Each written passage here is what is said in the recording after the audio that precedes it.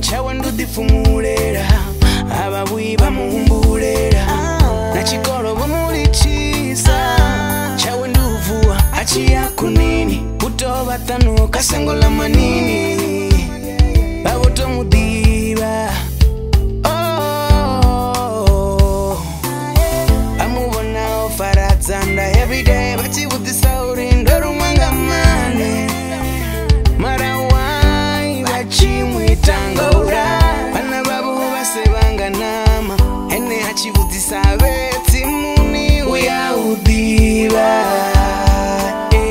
zipfisa butungu ndari abamufuni mane wawe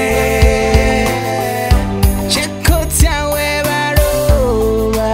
onotoba mbengwa ndingwa ya gwembe manibone abamufuni abamufuni chiriro chawe ndushengedzera na zviriro busiku namasiari udzurero urira mwana wavatu arekane mani wanga vangita puri busiku namasiari atidzibonyi kana una bwawelo nandi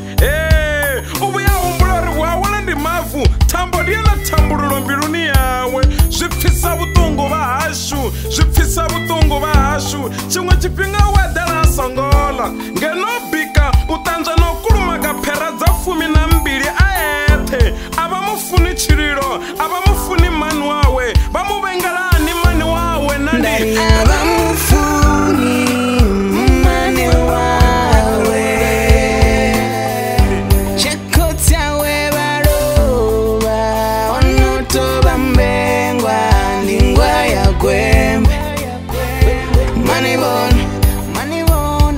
abamufuni tamwe zvitiswanga uri asi mwana wavo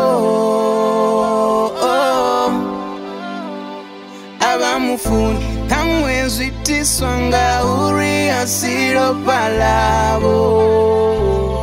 bongo ndari abamufuni ndari abamufuni